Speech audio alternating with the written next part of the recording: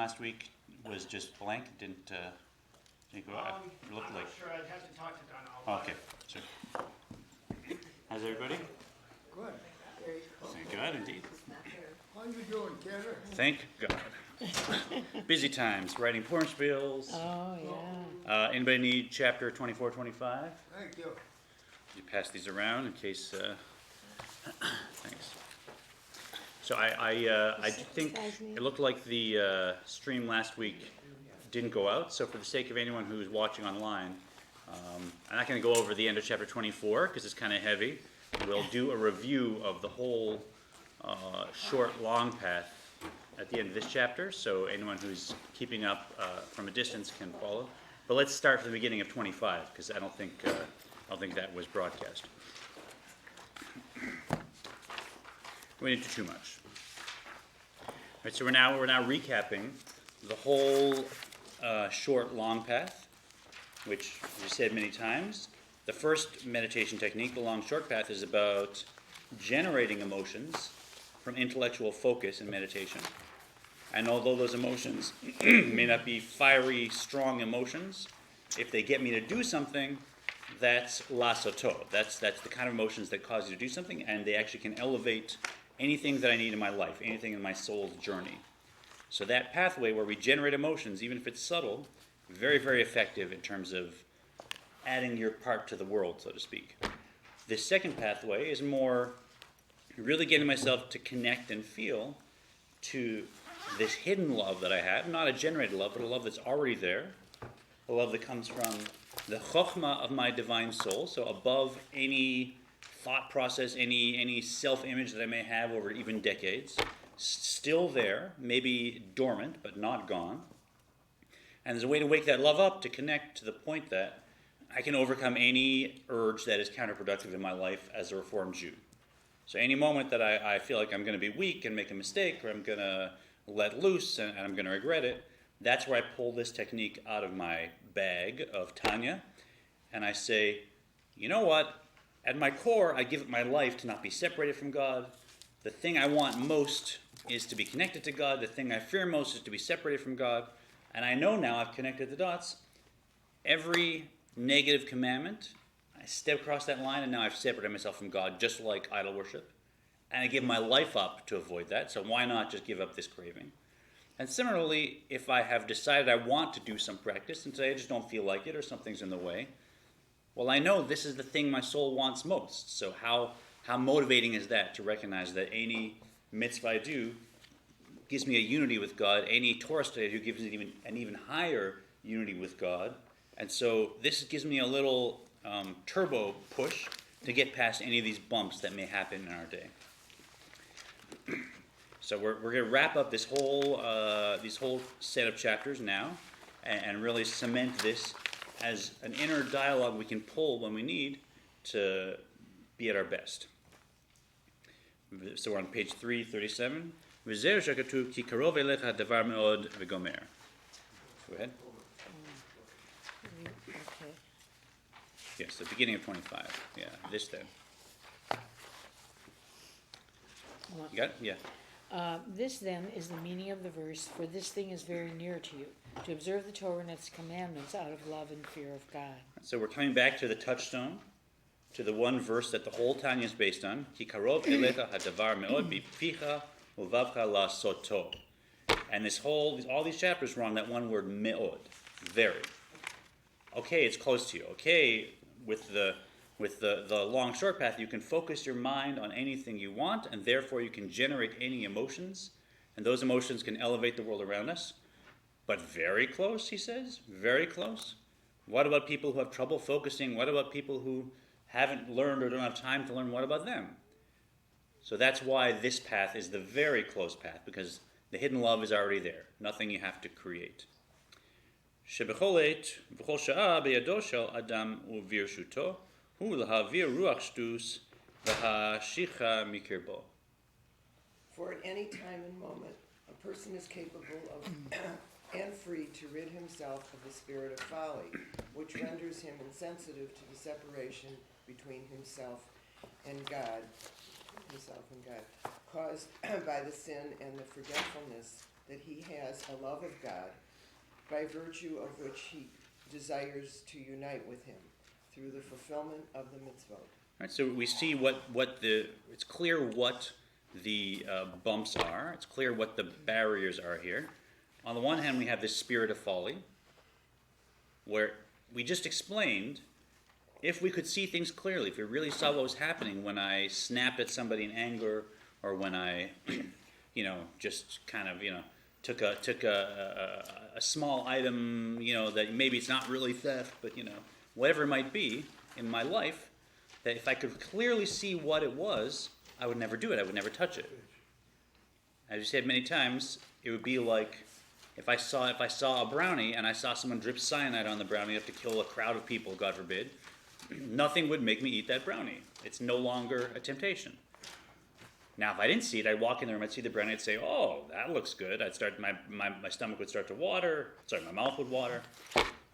But if I know that it's now poison, it's not an issue. It's not a problem. I'm not going to touch it. I see it clearly. So it's the Ruach Shtus that has us look at the cyanide brownie and think it's just a tasty brownie. Maybe I should have a bite, right? And what's the harm if I just eat the brownie for 30 seconds? Like, it's only 30 seconds of activity. Really, how bad can it be, right? Ruach Shtus. So we want to clear that out of our minds, and this is a tool for doing it. And as we said, it wasn't broadcast. I know there's many commandments as Reformed Jews that are not typical for us to observe, or even that we find problematic morally. So we're saying, let's use this as a tool to be good Reformed Jews. All of us do lots of mitzvahs. All of us have lots of negative commandments that we would like to not observe. And so let's be better at that, right? Let's use it for that. And let's leave arguing over the tricky stuff to other classes when wiser people are teaching. And the second issue is forgetfulness. Forgetfulness. So it's not just that I have a Ruach Shtus. It's not just that I'm seeing things unclearly. I don't even remember that that's the case. I don't even remember that I have this love for God. Right? We talk about something can be hidden, but something can be, the fact that it's hidden can be hidden. Right? I'm sorry, I'm forgetting the quote that this is based on, so I apologize. It's a famous quote. But, God says, "Hidden, I am hidden." I forget where it is. I've read it many times. And the point is, I could take something and hide it. I can say, I'm hiding the afikomen. Now, kids, go find it. How fun is that? But if I hid it, and then we all forget that I hid it, now the fact that it's hidden is hidden, and it's doubly hidden. So now we're not even looking anymore. Right? And so that's how God hides in the world. God hides in the world. First of all, you can't see God. God's always hidden. And second of all, we're free to say, "Oh, I don't even know that God's hidden." Right? I can forget that God's hidden. So same thing with this Ruach Shtus, right? It's there. We can forget that we have this love for God, but then we can also forget that we've forgotten. Right? So the spirit of forgetfulness, it counts on every level. So this technique is there to kind of just remind us, oh yeah, that's who I am. That's who I am. And very easy to say, look back at my family, as I said, my family that stood in a shul in Poland, cowering when a Nazi officer shot a gun in the air and killed someone hiding in the attic, and said, "I'm going to make every Jew a head shorter." Right? And yet, they still went on being Jewish. They didn't give it up. They fought. Right? So it's not hard to look back at our history and say, maybe I didn't have to deal with it, thank God, but I know it's in me. In me is a love that so many Jews have given up their lives. So I'm going to remember that, and then I'm going to remember my connection to God, and that'll power me through whatever. לזכור ולעורר אהבתו לשם אחד ומסותרת בוודאי בלבבו בלי שום ספק. He is always able to remember and arouse his love of the one God that is certainly, undoubtedly latent in his heart, since everyone, even the most hardened sinner, is endowed with this inborn love. So that's why it's very close, right? Because we all have this in our hearts, hidden, and we just have to wake it up. We don't have to create it. Yeah. I mean, I think another good explanation of that is that once we understand that our godly soul is part of God and everyone has it, so we're all one. The Jewish people are all like one people, so that we're always connected. Yeah, I mean, you're skipping to chapter 32, where he really focuses on. I know, you and I love that chapter, we all do. The heart of the Tanya. And absolutely, that's a big, powerful theme that he'll bring up in chapter 32, the unity amongst people. You can love another like yourself like that. But so we'll get to that in, I don't know, what do you say, 4 months? Yeah, right. Mary Jane. בלי נדר. וזהו שכתוב ובלבבך. This is the meaning of in your heart, that everyone can serve God out of love, which is an emotion of the heart. Yet love of God by itself is insufficient. One needs also a fear of God to guard against violating the prohibited commandments. Therefore, the Alter Rebbe continues. So remember the end of, or not the end, the end of the long short path, the Alter Rebbe said, V'vavcha la'asoto, in your heart to do it. And we talked for a long time about the kind of emotions that are the in your heart to do it emotions, which were tavuna emotions, right? Just the sort of intellectual emotions. And I'm not really like saying, wow, I really, really want to get up and learn my daf yomi now because it's so interesting, right? To start learning Talmud, like it's hard, right? Your heart's not excited. You have to drag yourself to it perhaps. But if you're doing it, that means the tavuna emotions are bilvav halatzoto. They're in your heart enough to make you do it, and they can elevate. This technique, however, is really in your heart. This is the love that's hidden in your heart, and you can trust every Jewish sage throughout history. It's there. And we've seen examples of it. And so really, when we connect to our essence like this and change our behavior using this technique, that really is an emotion in our heart, right? And maybe it doesn't explode the way it would, God forbid, if someone was actually threatening my life. I mean, that's another scenario. But we're tapping into it. We're tapping into something so powerful that just a little flow of it, that'll get me through what I need. Really, but really in your heart. Yeah? Are there any thoughts about that? I saw a few heads moving around. No? Okay. Good. ונכלל בו גם דחילו דהיינו שלא להיפרד בשום אופן. ייחודו ואחדותו יתברך אפילו במסירת נפש ממש. This love carries with it also fear, that is, the dread of being separated on any account from God's unity and oneness, even if it means sacrificing his life to as not be separated from him, he will do so. So we're all masters now of the long short path. We know that love on its own does not elevate anything, just kind of flies around in circles in the room. And you need fear also as a second wing to elevate a mitzvah or Torah study properly. So we're all asking, well, fine, we found this hidden love. What about the fear? When if you want to really be do something with full power, you need both love and fear. And he says, contained with a hidden love is also the fear. Because as we discussed, if I really, really love something, automatically I have a fear of being separated from it. And while a lot of us may have internalized Eastern teachings of detachment, as I've said many times, that the ideal is seen as being detached from the world and not having any fear of loss or of death or of whatever it is, that's not a Jewish path at all, right? That's seen as actually atrophying an important part of your soul. Right? It'd be like I wrapped up my left arm, and tied it to my body for 5 years so that I would learn to use my right arm better. But we're a human being with 2 arms, and we want both to be healthy. We don't want to atrophy the arm. So the fear in Judaism is a very powerful part of the flow, appropriate fear. We want to actually be masters of that and strengthen ways of using it and of guiding the flow so it can be powerful when needed. So once I have a love of something, along with it comes the fear. I want to be respectful of this connection so that it's not cut off. And in fact, my soul fears that more than anything, proof being that I'd actually give it my life. And what do you fear more than losing your life? Right? So this is more powerful than even the attachment to staying alive. Bli shum tam v'sechel musag ela b'teva eloki. Without any reason or logic, but purely out of one's divine nature. As illustrated in chapter 19 by the analogy of the flame of a candle, which intrinsically seeks to unite with its source. The soul instinctively seeks to unite with its divine source. Because of this nature, it recoils in fear from anything that may sever its connection with God even at the cost of life itself. Right? So, image pops in my mind of like a deep sea diver. In the old days, I think they had like these tubes that would connect them with air from the top, right? And imagine, a shark comes and wants to bite your tube, and you'd be like, no, that's my connection, right? You'd be terrified, right? You'd shoo away the shark, even though normally you wouldn't shoo a shark away, or whatever. But that's what this is. Our soul knows it's a piece of God. It's connected to God. Anything that touches that rope, it just, it's really terrified of having that connection severed. And when we can channel that and allow a bit of that to flow into our consciousness, that fear can keep us from stepping across a line we don't want to. Yeah. So I think that it's really an interesting concept for us to understand that, because so many times when they say fear of God, everybody says, oh, that means awe of God.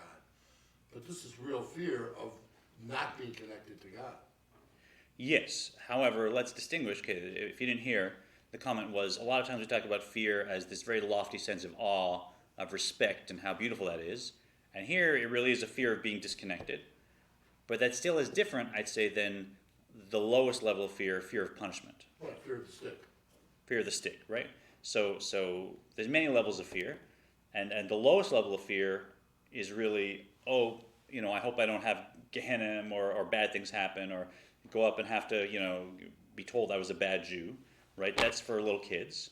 But, it's still there to motivate us. If I have a real bad urge or habit, perhaps, it's kind of good to really picture in my mind the consequences of that habit. It can stop me. That's not bad.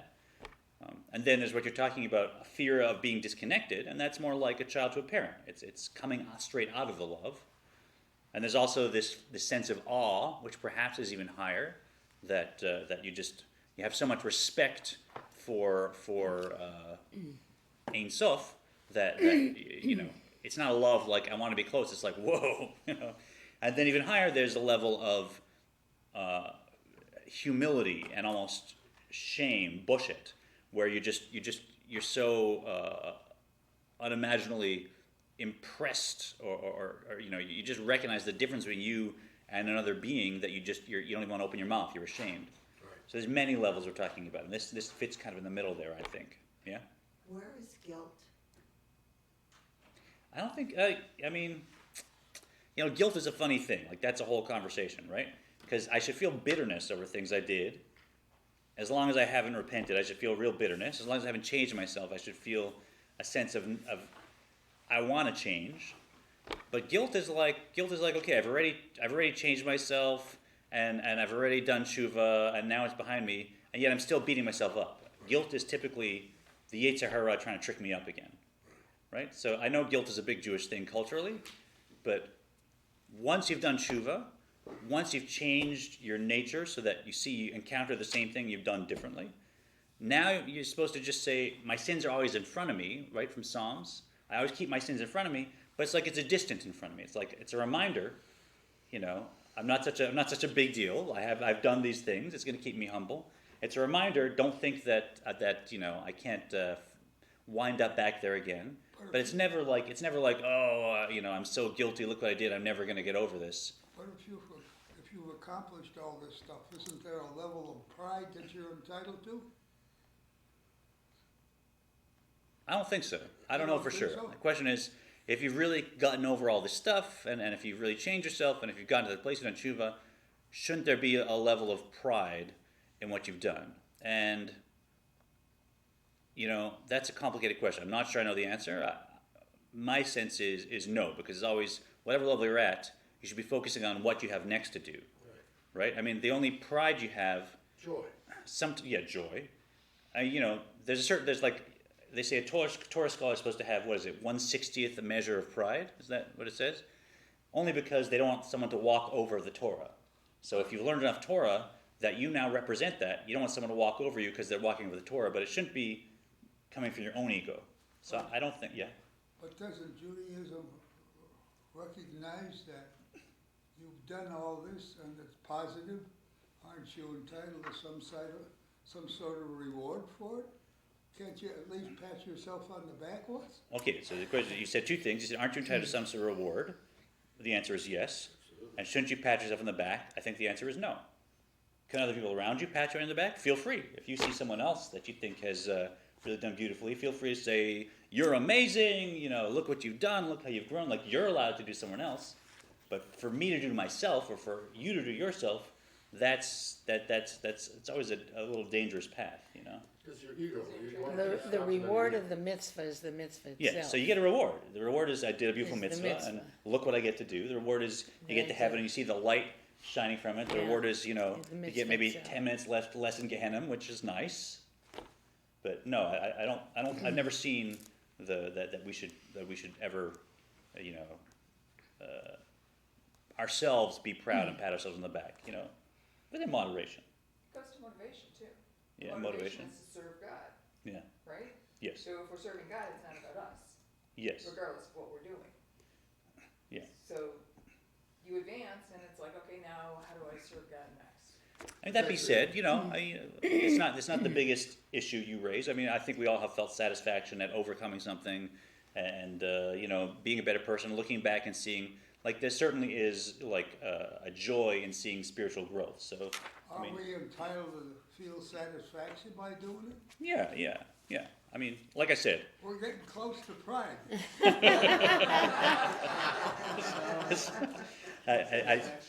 I haven't thought like super deeply about that question. So I'm not sure the best answer. That's my best one now. So this is really bringing to mind the Akedah, because this is a binding. Oh yeah, Yeah, this. you're talking about binding your behavior, like Well, saying. this whole discussion of the fear and the awe is, what was in the Akedah, and that's binding you to God. Yes. Okay. Beautiful. Of course. So yeah. that yeah. it just puts a whole new light on that portion. Yes, For and Abraham was chesed, and here God was asking him to show gvura, right? So it was a real test. So yeah, absolutely. That it's the same story, that within the chesed is the gevura, but God wanted to make sure that it was really okay. We're Well, gonna, and for Isaac too. well, Isaac was natural. Isaac was gevura. So for Isaac, I know we think, some child, brought up to the mountain unknowingly and tied to a thing, and wasn't he a victim of all this? Not at all. Isaac was lived and breathed gevura, and for a tzaddik like Isaac to say, God commanded that I'm going to be sacrificed to God. I mean, I'm sure he was physically terrified, but first of all, he was in his 30s, so he knew what was going on. Right, but and second of all, he was gevura. Like, for him, that was like the ultimate way to serve God was to be commanded to sacrifice yourself. Great, let's do it, right? So I think it was more of a test. It's not a sacrifice. That's my point. It's a binding. It's an Akedah. But the test was that they actually were commanded to sacrifice. No, and then he said, wasn't. He was not. He was commanded to offer him up. Okay. Yeah. I mean, okay. Okay, That's they- a they, whole you other know. discussion. But those feelings. He reached for the knife, right? So That you was don't- Abraham. God didn't tell him to reach for the knife. Okay, but you don't. I know there's a lot of ways of looking at everything, but Yeah. you don't bind someone with a knife. That was Abraham. God didn't tell him to. Yeah. Okay. To reach for the knife. I don't want to get into like a whole debate. But I'm just talking about that relationship between Yeah. God and Isaac and Abraham. I think it was a time of binding and being close to God for sure, 100%. I agree. rather than Yeah. So sacrifice. a tzaddik, after doing all these good things for so many years, Yeah. can't feel good about his accomplishment. Well, yeah, if you're talking about a tzaddik, will a tzaddik feel good? That they don't even think about it, right? A They tzaddik, don't think about it. a personality of a tzaddik is not like me, or I'm guessing you. I don't know, right? But a tzaddik is a very rare person, Ah, and they would never say, "Didn't I do great? Doesn't that feel good?" They'd say, "Oh, what next? What can I do next for God?" I don't say he should go around town hollering, "Look at me." I'm saying, should he personally feel good about his accomplishment? Right. And we're not talking about expressing it publicly. We're even saying, settle in the inside. That's what we learned. A tzaddik is such an other-centered individual that's transformed all their ego into a second divine soul, that why would it occur to them to think about how they feel or how great they're doing or anything like that? So They're just he's abandoned his ego. He's transformed his ego entirely into an other-centered drive. Yeah. But that's not what we're here for. We're here to be Beinoni. So a Beinoni might say, oh, I'd really like to put an ad in the New York Times about how great I've done, but they'll just say, never mind. Let's see who needs help next, right? And that's more our path. V'chol shekein b'shvirat hatavot hakala misudei mita shekarov elav hadavar yoter lichbosh hayetzer. Surely then it is far easier to subdue one's appetites, since this entails much lighter suffering than death, which he would willingly endure so as not to be torn away from God. Mastering this evil inclination is easy. Right, so here I am. I really want to take a bite out of that food that I said I'm not going to eat in my kashrut, and there it is. Everyone around is eating it, and I could just reach over and say, but isn't that easier than giving up my life? Isn't it? Right? Just don't take a bite of the cheeseburger, right? Which would I rather have to do? Give up the cheeseburger for the next 10 minutes, or give up my life, right? Or whatever food is in your kashrut world, right? So that's the self-talk. Before you act, give a little space, take a little moment, go through this pathway. I have this hidden love. It contains a hidden fear. Jews have given up their life. I would give up my life now. So now I just give up a bite of something tasty, right? How easy is that? You're not bringing up any last week's conversation about putting your head in film. So how come you're not bringing that up today? I don't know, Because it was Would you enough like to bring last that up? week. It was No, that's the same idea. it was enough last Same week. idea, but it's out there, now we know. So, okay, so if I'm sitting there and I said this, I love God, I give my life, and I'm reaching, my hand is just going for the lobster bacon wrapped, whatever. Then I say, look what's in my hand. It's God's face, and I'm taking it and I'm sticking it in a latrine only for 10 seconds. And now I've ruined my appetite, so I don't want to eat the lobster anyways. Conversation last week. You missed this conversation. Oh, you did? Yeah, so apparently we want to make sure it's included. The last image from the last chapter was, look at the height of your soul, that the divine soul is an actual piece of God, and look at where we drag it when we, who have free will, actually say, I'm going to be in charge of this next 10 minutes. God doesn't have a say here. We go not just to the klipa, but below the klipa, to what he describes as basically the outhouse of the universe. Right? Have you ever been to one of those big festivals, and they set up the outhouses, and you walk in and you could smell them from 30 feet away, and you just try and do your business as quickly as possible and get out again. So it's like you took the king's head, and you brought it to the outhouse, and you just shoved it in just for 13 seconds, or 10 seconds, right? What's the big deal? It was just for a moment, right? But you took the king's head, the most noble person in the kingdom, and you shoved it into the most disgusting part of the whole kingdom. So think about it, right? So that's what we're doing when we take taka, a spark of God, that's our divine soul, and we use it to yell at my friend or to just give in to some craving or whatever.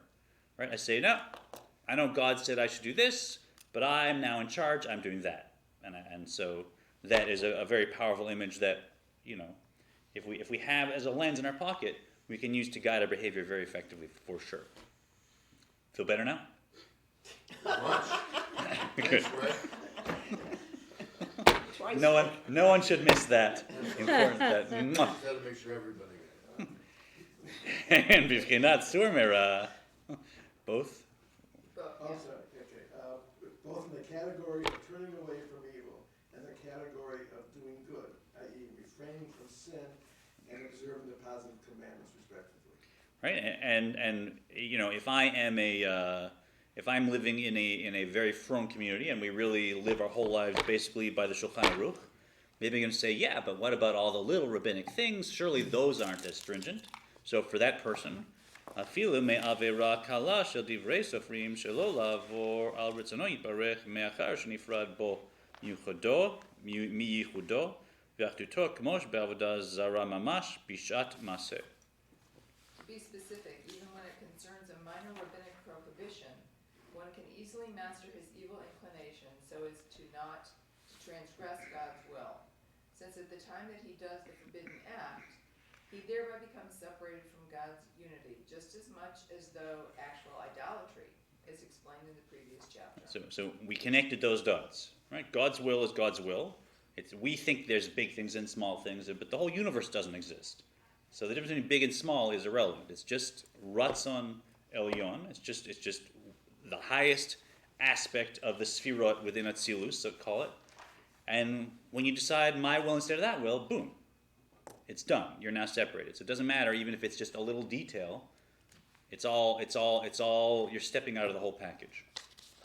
V'harei gam b'avodah zara yachol lasot tshuva achar kach. Right, it's me. Oh, No, Jack. Jack. Now even with the bottom. Oh, even with regard to idolatry, he can repent afterward, and thus assure himself of unity with God after the idol worship. Nevertheless, a Jew would give up his life rather than exercise his option. Yeah, let's not go through the whole Talmudic issue, but he is addressing the issue that you can't undermine this technique by saying, what do you mean? I'll just do tshuva. What's the big deal, right? You're saying I'm separated from God. You're saying I'd give my life up, but it's only for the next 10 minutes or until I do my next service and I do the prayer for forgiveness. I ask God for forgiveness. God is infinite forgiveness. So what are you talking about? It is just for a little while, and then I'm going to come back. I'm going to reattach that rope. So why the big deal, right? So how do we deal with that? Although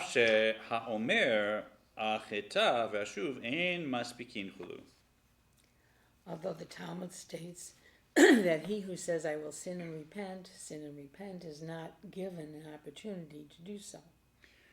Right, so first he's saying, well, it could be this is one of those situations where the person's saying, you know what, I pray every morning and I ask God for forgiveness, and God has infinite forgiveness, so why not enjoy a little sinning before I pray? I'll get up, I'll have my bacon and eggs, I'll, yell at my kids, I'll get out of my system, then I'll go daven, God will forgive me. That'll be like, there'll be 45 minutes where I'm I'm responsible for my sins, and then I'll just do tshuva and ask God for forgiveness, so may as well enjoy it beforehand, right?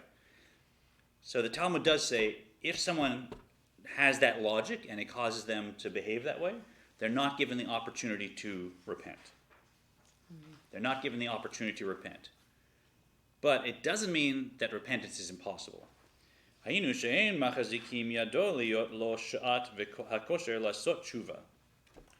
means merely that God does not aid such a sinner, granting him auspicious occasions to repent. So we understand, and the Tanya teaches, everything happening around me, it's like I'm in a classroom and the teacher has prepared every detail. So if I need to do tshuva and it's just sitting there, and I've got this exam sitting in the teacher's drawer and they keep putting it on my desk again and again, it may look different every day, but it's the same exam, right? God's gonna help me out. If there's tshuva that I still have to do, God's gonna have me see something that will remind me of it, have a feeling come up that'll inspire it. God will, it's not a random system, God will kind of tweak it in my favor to give me the opportunity. That's what's withheld if I'm the kind of person that says, well, because I can do tshuva, let me sin. Right? It's not that I couldn't resist and I was weak and I did it, or I just in a moment I snapped and I feel bad now. But really I'm logically saying, well, this is the system, fine. I can do tshuva, now let me enjoy the sin. Then I'll do tshuva. If that happens, then God closes off the system of divine providence that helps us come back and do tshuva. But that doesn't mean it's impossible. As he's about to say, he's not about to say. Oh no, he does, yeah. Aval im dacha kasha'a ve'asa tshuva ein lecha davar she'omed bifnei hatshuva. If, however, he uses the opportunity himself and he repents, nothing can stand in the way of repentance. Yes, and if we have the pleasure of learning Igeres Tshuva, which is the whole book, the next piece of the time we haven't looked at, that deals with all the different levels of tshuva and beautiful techniques of tshuva and the mystical aspects of tshuva, we learned that in the end, if I decide I'm going to repair myself, if I decide I'm really going to make it good, then tshuva will always work for anything. Anything. Even bowing down to an idol? Even bowing down to an idol, yeah. So then why would you ever give up your life? Yeah, because it's not rational. That's right. Right, that's the thing, right? It's not, he says, this is chokhmah of your soul. It's not rational. Chokhmah doesn't sit and calculate and say, well, hold on, I could do tshuva, so why give it my life? It makes no sense. That's already Bina. The hidden love is not in Bina. The hidden love is in Chokhmah. It doesn't make calculations. Right? It doesn't. So, just real quick, I think this is a direct correlation to the Parsha this week, that, when God was freeing the Jews from Egypt, and they were idol worshippers, that they had to make tshuva, and again, the whole thing with the lamb and the circumcision and everything else, that they're given a chance. Yeah, I mean, it goes beautifully with the Parsha, and maybe a good time to transition to that a little bit, because there's an important day coming up this week, which is Yud Shvat. I think we've been learning together, some of us, in previous times as dates come around. It's on the one hand, it's the yahrzeit of the sixth Rebbe of the system, so the second to last Rebbe, and it's also the date when the last Rebbe of the system, Menachem Mendel Schneerson, took over leadership of the Chabad movement. So it's a very celebrated day. Next week there's going to be Farbrengens all over the world where people are, sharing texts like this and encouraging themselves to, work harder. And it connects because that date was also the date of the previous Rebbe's grandmother. Right? So just casting our minds back to the original Yud Shvat, or the year before the original Yud Shvat, if you want, or the original. There was a year, I think it's in the 50 or in the 50s, when the Frierdiker Rebbe wanted to honor his grandmother's yahrzeit, and he was giving out a certain maimar, certain treaties that people should learn, that they was going to present on Yud Shvat, and the maimar was called Basi Lagani, I've come to my garden, from Song of Songs. Basi Lagani Achosi Kala, right? I've come to my garden, my sister, my wife, my bride. But then he passed away on that day, and didn't deliver the maimar. And so this was kind of seized on and studied, and it was a little bit of an illusion, that he'd come to his garden. But then there was a whole year where the next Rebbe refused leadership. Is it because this is the kind of people there. He refused leadership because his father-in-law had not come to him in a vision to tell him that he should take over leadership clearly, right? So he says if he needs me to take it over, he'll tell me, and he hasn't told me. And so he refused leadership. But a year later, after a lot of clamoring, etc., he finally sat on the same date, and he gave the first maimar, which is the way that a Chabad Rebbe accepts leadership, and he gave the maimar the same one, Basi Lagani. And in the maimar, the Rebbe, Frierdiker Rebbe, and this Rebbe talked about that there were. God says, "I used to be here. This used to be my garden. I used to come here to enjoy and to spend my best time, and like you do in a garden, to wander around and pick the beautiful things that grew here." But then 7 things happened, starting with Adam and the sin, and then Cain and Abel, and there were 7 events that pushed me further and further away until the Shekhinah retreated completely out of the world. And then 7 tzaddikim came, starting with Abraham, right down through to Moshe, that drew God's presence back in, 7 layers, until Moshe came, and Moshe was the 7th of those tzaddikim, and that caused God's Shekhinah to come right back in the world, and that was Sinai. But that drawing down, that amazing moment of Sinai, it wasn't total, it wasn't complete. It was, that was like when we were leaving Egypt, right? We had to kind of flee Egypt, and we had to get away from the Yetzer Hara, and we had to just break it and resist it, and then God could come in a limited way and then dwell in the Mishkan, but not in the whole world, just in the Mishkan, right? So it was like limited, and that was like what you're saying, leaving Egypt, where you just run. And that's basically this system where we're just saying, I know I have this Yetzer Hara, I know it's there, but I'm just going to overpower it. Boom, I'm going to break it, I'm going to stop the behavior, right? I still have this Ruach Shtus, I'm just going to break it. And then the Frierdiker Rebbe said, and the Rebbe said, and what was the ark made out of that God dwelled in after all that? The Mishkan was made of Atzei Shittim, like sticks, rods, Shittim. And Shittim is related to what we're looking at, Shtus. Shtus. So the very articles that the Mishkan was made out of, it was made out of something connected to this idea of shtus. So what do we take away? Even though we spent the past months looking at how we have this ruach shtus and how we just even after learning this one path we still have these moments and we don't see the world clearly and we think, oh, aren't we flawed? It's just the opposite. Because it was in the shtus that God could actually dwell. It was only in the Mishkan that God could dwell. And the same thing applies to us. Right? When we're trying to make a home for God, the home for God isn't because we're perfect beings and we do everything perfectly. The home for God is because we do have this shtus. And yet we overcome it and we break it, and that's where we make a home for God in our lives.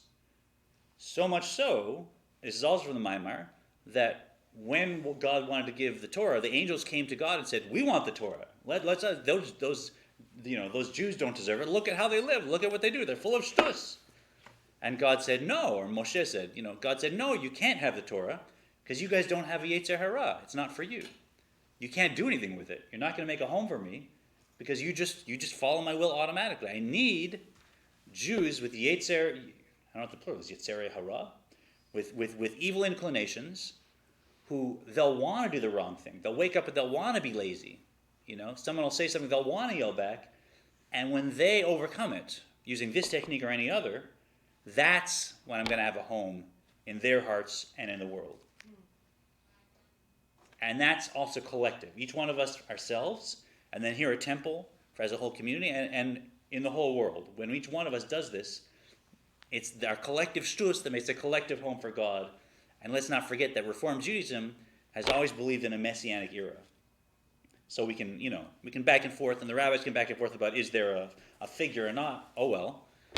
But we shouldn't forget, Reform Judaism always believed there is a Messianic era coming, and it means each one of us has to do our part, make a home for God in our shtus specifically, and then hopefully spread that around us so that it happens globally. Thank you. Oh, we have time to learn more. I thought it would take longer for that. Didn't make you digress. No, it's not a great. And so that by the way, that day we won't learn next week. I think I'm out of town, but that day is Tuesday night and Wednesday. So if you feel like having a l'chaim or learning a little extra on your own, or there's videos online, you can it's a good day. It's a good day to do all that. Tuesday night through Wednesday night. Yeah. Let's go on. We have 10 more minutes. I thought I'd take like 12 minutes for that, and You're so good at it, Tanner. was I talking too fast? What happened? I heard a joke. Somebody said, Netanyahu stepped off the plane to visit, the next American thing. They said, a reporter said, "In one word, can you sum up the situation in Israel?" Netanyahu says, "Good." And he says, "Can you do it in 2 words?" "Not good." It's a good joke, right? Oi. Okay. Nevertheless, ve'af al pichen kol ish Yisrael muchan u'mezuban limsor nafsho al kedushat Hashem. Nevertheless, every Jew is prepared and ready to suffer martyrdom for the sanctification of God's name. Right, so as you said, right, there is this logic. Nothing's going to stand in the way of repentance. Really, I could repent, but that's not the language of Chokhmah. Chokhmah is not calculations. It's not analysis. It's just faith in God and total nullification of my identity. Shelo hishtachavot le'avodah zarah afilu lefi sha'ah v'lasot tshuva achar kach. And will not perform an idolatrous act. Literally, to bow down before an idol. Literally to bow down before an idol, even temporarily, with the intention of repenting afterwards, indicating that the fear of even a temporary separation from God's is sufficient motivation for self-sacrifice. Right, so here we leap from the halakhic to the spiritual. Right, so why is it that even if something I can repent afterwards, and even if something it's really just maybe for a minute that I'm going to have to publicly bow down to this idol, still I would give up my life. Right? How is it? So now we leap to the spiritual. V'hainu mipnei or Hashem halubash b'nafsham kanizkar le'el she'eno b'vchinat zman v'sha klal ela lemala me'azman shlitu moshel alav kanoda. This is because of the divine light which is clothed in his soul, as explained above, which does not come within the realm of time at all, but transcends time. And therefore, in relation to this light, every action is eternal.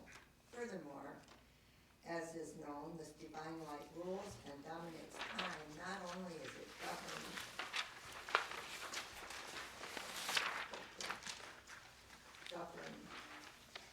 By the laws of time. well, Is your page. there it is, Yeah. by the laws. But on the contrary, it governs them. Right, so our brains, as we said often, they're bound in space and time. They're a space-time machine for our souls to be able to function in space and time. And so they can sit, whenever they think of anything, it has to do with space and time. They're locked into it.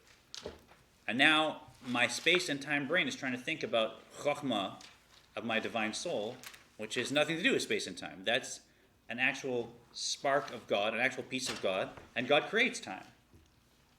So that's part of the reason why we just don't even understand it. We can't comprehend it. There's this insight, and it's just something so beyond the rest of my functioning of my mind that I can only tease it apart with Bina and get it into my like space-time kind of thinking. But this is Chokhmah, right? It's not only is it above time, and whether something lasts 1,000 years or 10 minutes, it makes no difference. It's actually, this is the light that creates time. So it generates time. So anything that happens there, it's eternal. It affects all of time. It's before time was created, or it's above time. There's no way to describe it. So while my intellectual processes may look at something and say, 10 minutes, how bad can it be? That love that's hidden in my chokhmah, it doesn't know from time. Everything's eternal, right? This is we're connected to God or we're not. And when you've done something, I don't care if it was 10 seconds or 10 years, now, above time, that's an eternal disconnection from God, and I can't allow it. That love can't allow it. So that's why we may do the calculation and say, well, I can do tshuva, it's only like a minute of my life or 10 minutes of my life, right? How bad can it be? Chokhmah doesn't even consider that. Chokhmah will just say, nope, can't do it. Yeah? What is eternal? Oh, hello, let's do. It sounds like he's trying to control people and get them to stay in the flock, instead of wandering. So the comment was, it sounds like the Alter Rebbe is trying to control people, get them to stay in the flock instead of wandering. I'd say absolutely, right? And in modern times, there may be a certain negative connotation. Where in North America we believe in freedom of the individual, and ultimately, I have a democratic right to live my life as I see fit, and that's one belief system. But the mystical Jewish belief system says the Torah is true, and we're supposed to live by it. And you can choose not to because you have free will, but that choice is never going to be right according to Kabbalah, right? If I want to steal, I can decide to steal, but Kabbalah is always going to say it's wrong, right? And his approach is definitely to get people to learn to steer their behavior in ways that are spiritually powerful. Yeah. Is it eternal a function of time? Yeah, you raise a point. When we say something's eternal, that brings it back to time again. And, I fail to find the word that can describe that something affects all time without using time again. So even when you say eternal, you're not getting at it. It's not really just eternal as in it affects all time. It's eternal as in it's transcendent of time. So you can't even say it happened before time, because that's still time. You can't say it's above time, because that's space, and it's not space either, right? So I don't know if you can find better language to say that something is Timeless? Maybe timeless is good. Maybe timeless, yeah, because that doesn't contain the element of time. I like that. Thank you. And we'll use that. Well, maybe we'll use that. Timeless instead of eternal. That's good. Likewise, and now we look at not just avoiding negative behavior, but also, as we've looked at, encouraging myself to do productive behavior. V'hem b'vchinat v'asetov l'hitgaber k'ari b'gvura v'ometz halev. Where are we at? Likewise? Me? Likewise? Dan. Likewise, I guess I was in eternity. Likewise in the category Timeless. Likewise in the category of doing good, one can employ the power of his hidden love to strengthen himself like a lion, with might and determination of heart.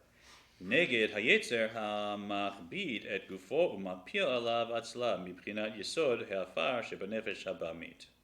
Against the evil nature which weighs down his body and casts over him a sloth, which stems from the element of earth that is in his animal soul. So in chapter 1 we learned about the four elements, and that there are spiritual elements that are generating those physical elements. And sometimes I may be great at avoiding all negative stuff, but I just wake up and I feel like taking some time and hanging out, and maybe I'll get to it another time, right? So this technique helps us to approach those things and overcome that sense of lethargy or just laziness that might sometimes hit us. Mil hartriach, yeah, mil hartriach. I haven't seen that word often. Exerting. Mil hartriach gufo bezrizut b'chol minei Torah v'avodat masa v'avodat Hashem sheyesh bo Torah v'amal. Torach v'amal. This laziness prevents him from exerting his body energetically with every type of effort and straining in the service of God that entails effort and toil. So here we see a very, very popular word in Musar, zirizut. Right, this is one of the midot in Musar that Abraham absolutely embodied. That you wouldn't just say, "Okay, I'm going to get this done. It's the right thing to do. I'm going to make sure it's done." You say, "Yes, let's do it now." Right? Let's do it. Let's do it quickly. Let's do it fully. Run right after I got circumcised. That's exactly it. Yeah. So epitome of it. So we wanna use this technique, knowing that this is what we're here for, to be united with God. We can't do it after we're not in the body anymore. We can't do it without this physical body that wakes up and wants to have coffee and wants to lie back in bed. This is our one chance. So rush, get it done, and do it with joy and enthusiasm.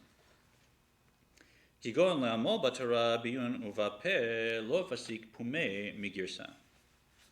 example, to labor in the Torah with deep concentration and also orally, so that his mouth will never cease from Torah study. Right, so one of the biggest unions we can have with God is when we take divine chokhmah and unite it with our chokhmah. We've looked at it many times. It's Torah and God are completely one. So this is the biggest unity you can have in creation. And so to rush to do that, and to do it not just put in my 10 minutes or my half an hour or my hour, but really to focus my whole mind on it, to try and go as deeply into it as I can. So not just length, but depth. As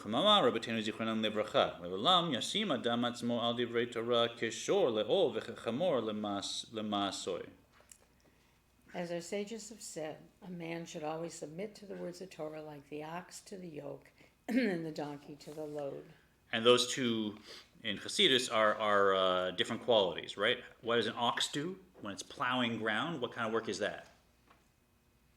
It's hard, right? You're breaking through rocks and ground. You're powerful creatures. You're really digging deep, and you're creating fertile soil where there was a field that couldn't grow anything.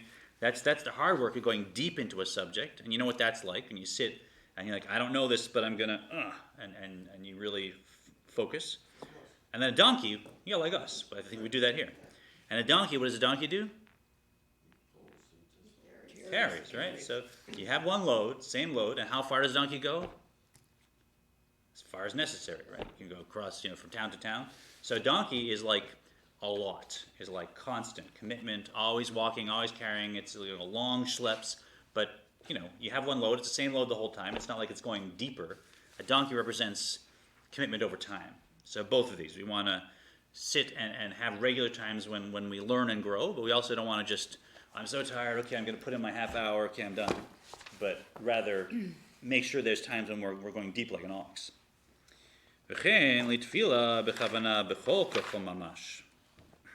Similarly, with regard to the devout prayer, he should exert himself with all the strength he can muster. And this is something, I think there's so much room for growth.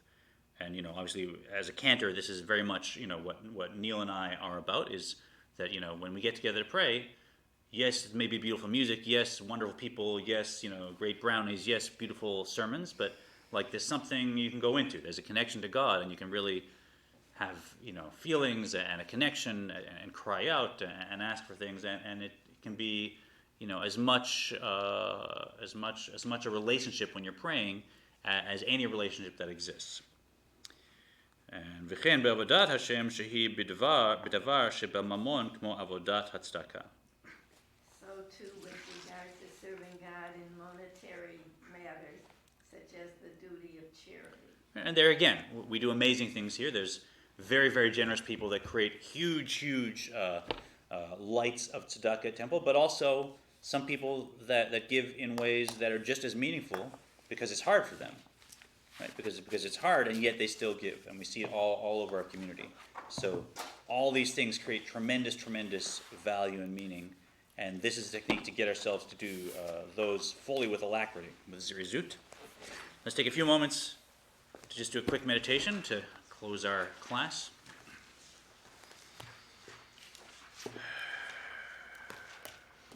Just find yourself in a comfy position.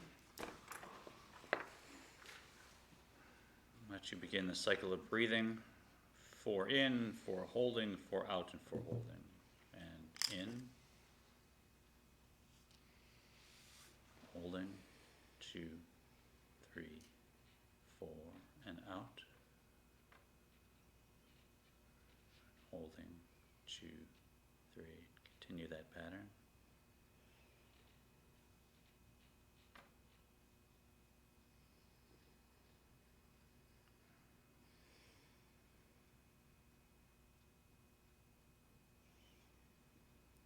Open your wisdom gateway where that chokhmah is most accessible, in this space between the in-breath and the out-breath, in that opening.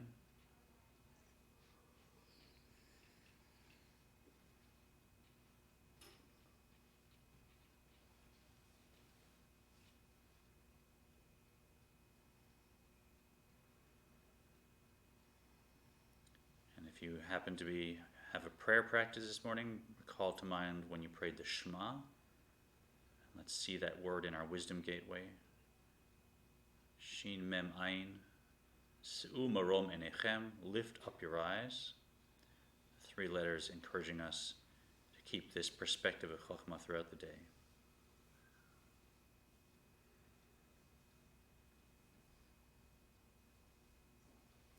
Let the word Shema grow visually, maybe even hear the sound.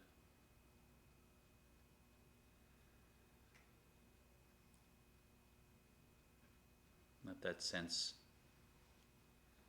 that invitation to lift up our perspective, fill your mind, flowing into every corner, every deep pocket.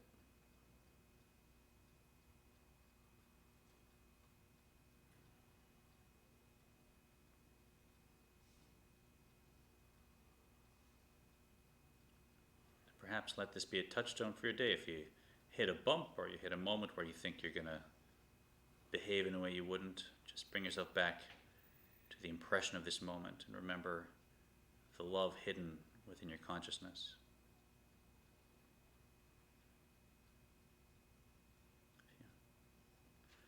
Let your breathing return to normal and open your eyes. Yosher Koach. Have a good Yud Shvat. If I don't see you, have a l'chaim for me.